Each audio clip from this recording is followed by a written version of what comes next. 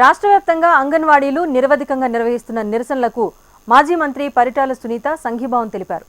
చెన్నై కొత్తపల్లి మండల కేంద్రంలోని అంబేద్కర్ విగ్రహం వద్ద అంగన్వాడీ సిబ్బందితో కలిసి రోడ్డుపై బైఠాయించి ధర్నా నిర్వహించారు. గత వారం రోజులుగా జరుగుతున్న అంగన్వాడీ సమ్మె రాష్ట్ర ముఖ్యమంత్రికి కనిపించట్లేదా అంటూ ప్రశ్నించారు. అంగన్వాడీ కార్యకర్తలు సమ్మెలో ఉంటే అధికారులతో అంగన్వాడీ కేంద్రాల తాళాలు ఎలా తెరిపిస్తారని మండిపడ్డారు. చిత్తశుద్ధి లేని వైసీపీ ప్రభుత్వంలో అంగన్వాడీ మహిళలకు అన్యాయం జరుగుతోందని, టీడీపీ హయాంలోనే మంచి జరిగిందని అన్నారు. రాష్ట్ర వ్యాప్తంగా అంగన్వాడీ కేంద్రాలు మూతపట్టడంతో పిల్లలు, తల్లిదండ్రులు తీవ్ర ఇబ్బందులు పడుతున్నారని, తక్షణమే ప్రభుత్వం అంగన్వాడీల సమస్యలు పరిష్కరించాలని డిమాండ్ చేశారు. నేను కూడా ఈ డిపార్ట్మెంట్కి మంత్రిగా కూడా నేను కూడా చేశాను. ఆ రోజు చంద్రబాబు నాయుడు గారు కూడా వీళ్ళందరి పరిస్థితి కూడా చూసి కేవలం 4,200 రూపాయలు ఆ రోజు టీచర్స్ కూడా వాళ్ళ శాలరీ, ఇంకా వర్కర్లకు వచ్చి 3,000 రూపాయలు వాళ్ళకి శాలరీ వచ్చేది.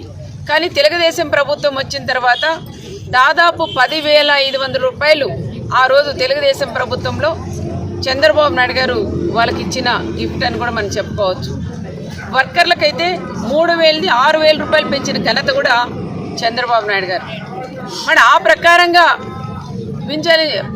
వాళ్ళు పెంచుతారని ఈ ప్రభుత్వం వచ్చిన తర్వాత చంద్రబాబు నాయుడు గారు ఏం చేస్తారో ఆ విధంగా మేము అడిగినవన్నీ కూడా చేస్తారని ఒక నమ్మకం వీళ్ళందరికీ ఉండింది. కానీ ఆ నమ్మకం ఈరోజు వమ్మ చేశారనే విషయం కూడా వాళ్ళు తెలియజేస్తున్నారు. అయ్యా మీరు దేనికో అన్నిటికీ ఇస్తారు, ఈరోజు అంగన్వాడీ టీచర్ అంటేనే రేషన్ కార్డులు కట్ చేస్తున్నారు, చాలా ఇబ్బంది కూడా పడుతున్నారు. వాళ్ళ ఇబ్బందులు చాలా. ఈరోజు అంగన్వాడీ టీచర్స్ రోడ్లు ఎక్కిన తర్వాత ఆ స్కూల్ పరిస్థితి ఏంటి? ఒకసారి ఆ స్కూల్లో అంగన్వాడీ టీచర్లు అక్కడ లేకపోతే ఆ స్కూల్లో బాలింతలు ప్రెగ్నెన్సీ వాళ్ళు ఉంటారు, నిండు మనుషులు ఉంటారు, ప్రెగ్నెన్సీ వాళ్ళు, అదేవిధంగా బాలింతలు ఉన్నారు, చిన్న పిల్లలు ఉన్నారు. వాళ్ళందరూ కూడా ఎన్ని ఇబ్బందులు పడుతున్న విషయం మీరు చూడట్లేదు.